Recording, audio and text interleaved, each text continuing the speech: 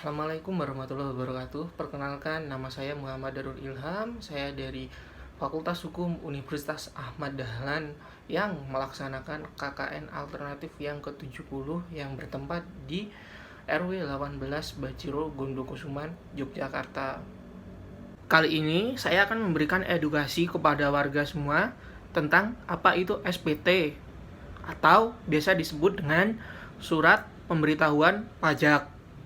Melaporkan SPT adalah kewajiban bagi setiap wajib pajak, baik orang pribadi maupun badan. Kewajiban melaporkan SPT bahkan diatur oleh undang-undang. Karenanya, kelalaian dalam melaporkan SPT dapat berujung pada sanksi administratif atau denda yang besarnya ditentukan berdasarkan jenis SPT. Namun, banyak masyarakat awam yang belum mengetahui apa itu SPT, apalagi mengetahui jenis, fungsi, hingga prosedur penyampaiannya. Nah, agar tidak melakukan kesalahan akibat minimnya pengetahuan seputar SPT, di sini saya akan menjelaskan apa itu SPT. SPT adalah surat yang digunakan wajib pajak untuk melaporkan perhitungan pajak, penghasilan, harta, objek pajak, atau kewajiban pajak lainnya yang disebutkan dalam peraturan perundang-undangan perpajakan. SPT memuat informasi seputar jumlah pajak tertuang serta pelunasan pajak yang telah dilakukan dalam periode tertentu. Segala informasi yang dituliskan dalam SPT harus benar, lengkap, serta jelas. Wajib pajak juga harus bertanggung jawab atas informasi yang tertera dalam SPT. Jika terdapat informasi yang tidak sesuai, Dijen Pajak sebagai penyelenggara kegiatan pajak dapat meminta keterangan dan pertanggungjawaban kepada wajib pajak. Sekarang saya akan menjelaskan tentang jenis-jenis SPT. Berdasarkan ketentuan peraturan perundang-undangan, kita mengenal dua jenis SPT, yakni yang pertama adalah SPT massa yang digunakan untuk melaporkan pajak dalam kurun waktu tertentu atau bulanan. Jenis pajak yang harus dilaporkan setiap bulan melalui SPT adalah yang pertama adalah pajak PPh pasal 21. Yang kedua, PPh pasal 22. Yang ketiga, PPh pasal 23. Yang keempat, PPh pasal 25. Yang kelima adalah PPh pasal 26. Yang keenam, PPh pasal 4 ayat 2. Yang ketujuh, PPh pasal 15. Yang kedelapan, pajak pertambahan nilai atau PPN dan pajak atas penjualan barang mewah atau PPNBM. Nah, yang kesembilan adalah pemungut PPN. Meski dari 9 jenis pajak di atas memiliki SPT massa, format tiap formulir pajaknya berbeda-beda.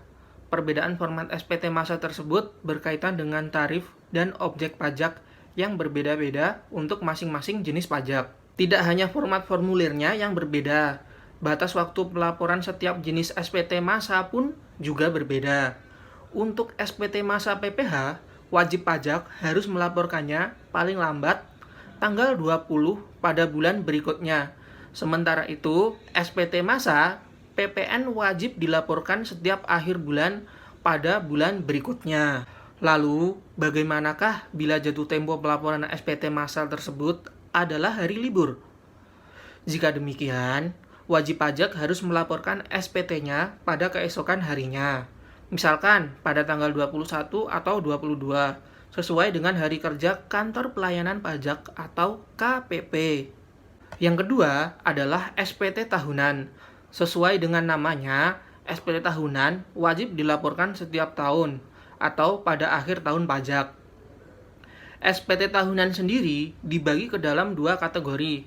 Yang pertama, SPT tahunan perorangan. Yang kedua, SPT tahunan badan. SPT tahunan perorangan pun masih dibagi ke dalam 3 jenis formulir yang terdiri dari formulir SPT tahunan 1770, SPT 1770S, dan SPT 1770SS. Perbedaan antara 3 jenis formulir SPT tahunan tersebut terletak pada status kepegawaian seseorang, sumber penghasilan lain, serta besaran penghasilan wajib pajak setiap tahunnya. Formulir 1770 digunakan oleh wajib pajak berstatus pegawai yang memiliki sumber penghasilan lain.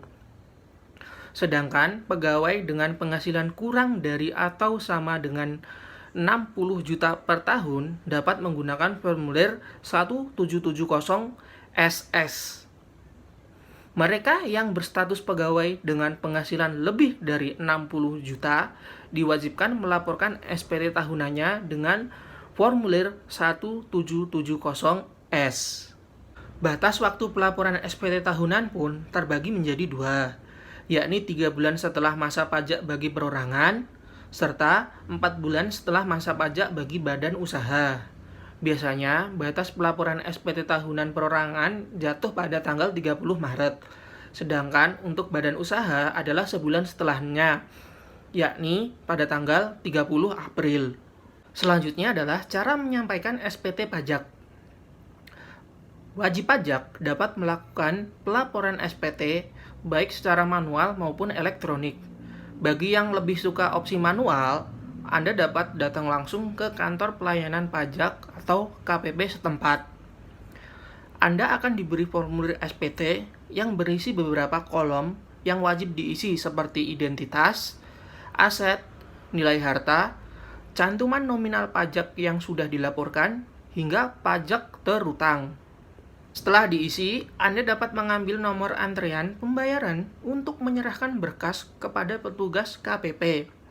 Setelah berkas diserahkan, petugas akan memberikan bukti penyerahan SPT. Jika Anda tidak suka dengan antrian panjang yang terdapat di kantor KPP, opsi pelaporan adalah secara online melalui e-filing.